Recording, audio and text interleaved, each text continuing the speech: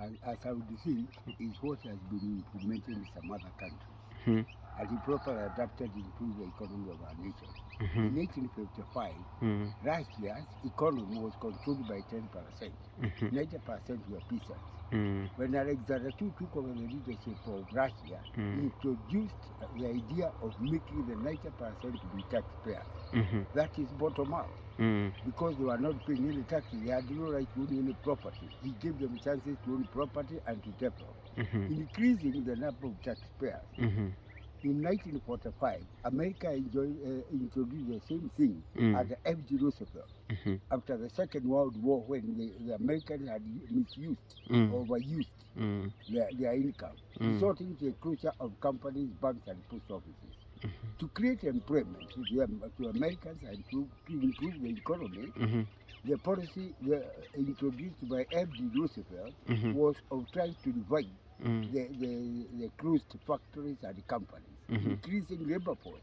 After increasing labor force, increased people to pay taxes. The policy is being followed in America today, which has put America to be one of the leading countries economically in the world. And Russia is also among the big powers. So in Kenya, the bottom-up policy is having the idea of making more Kenyans to be taxpayers instead of becoming tax consumers. Few people pay taxes, but others still get services from the government, but they never pay anything. When introduced properly and implemented properly, because I know there is enough personnel to do it, Kenya will raise the economy very quickly and will not depend on donors to provide the funds. It will be in a position of providing at least 3/4 of the budget proposals. Kenya itself. And if it comes to borrow, it will borrow less than a quarter to meet the budget proposal.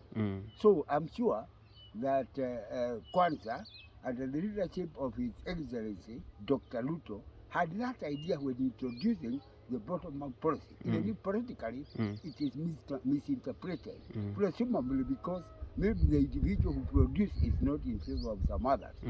But after overcoming the situation of political campaigns and so forth, if Kwanzaa takes over the government, I'm sure under the present leadership, led by Dr. Ruto, his deputy president, Rigathi, somebody like Bibi Nyoro, and many others, there are people who are very well informed of those problems being encountered by our ordinary people. Majority of the Kenyans live at the average normal life expectation. And when promoted economically, whether farmers, businessmen, and so forth, the economy of Kenya would improve just like other countries in the world.